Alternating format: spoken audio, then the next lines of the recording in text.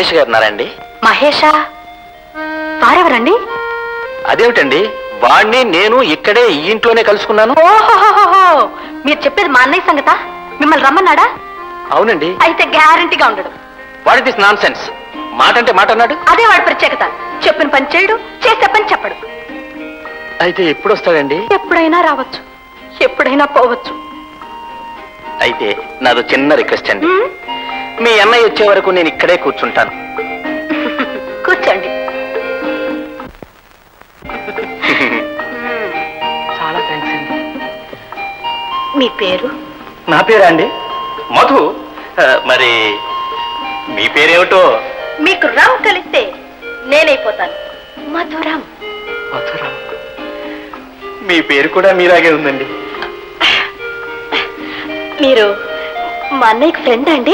అదేమిటండి, మరీ అంత ఆవదం తాగినట్టుగా అడుగుతున్నారు ఏమిటి? ఏమండి, ఇంగ్లీష్ లో ఒక సాగుతుంది, మీకు తెలుసా? మీ స్నేహితులు ఎవరో చెప్పండి, మీరెవరో చెప్తానని. మా అన్నయ్య తిరుగుబోతు, పొగరబోతు, పొగరబోతు, దొంగ, గజ దొంగ, జేబు దొంగ. చాలండి. అంటే మీ ఉద్దేశంలో నేను కూడా? అవునండి పాప, మిమ్మల్ని చూస్తుంటే అలా అనిపించడం లేదు. కానీ మిమ్మల్ని చూస్తుంటే ఒళ్ళు మండిపోతుందా? ఇంకా లేదండి, ఒక విధంగా చూస్తే అంతే అనుకోండి.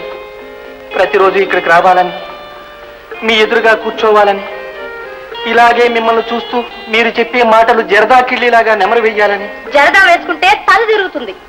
ప్రస్తుతం నా పరిస్థితి అలాగే ఉందండి. కింద పడిపోతారేమో. ఎప్పుడో పడిపోయానండి. మీ మాటల మైకంలో, అయ్యో మత్తులో, అయ్యో, మీ సోయగంలో. అత్తయ్య! ఇప్పుడు వారెందుకండి ఇక్కడికి? అత్తయ్య! ఏంటమ్మా, ఏమైంది? నమస్కారం అమ్మా.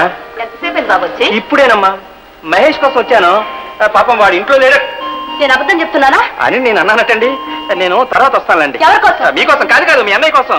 కనీసం మీకోసం కూడా అనుకోండి.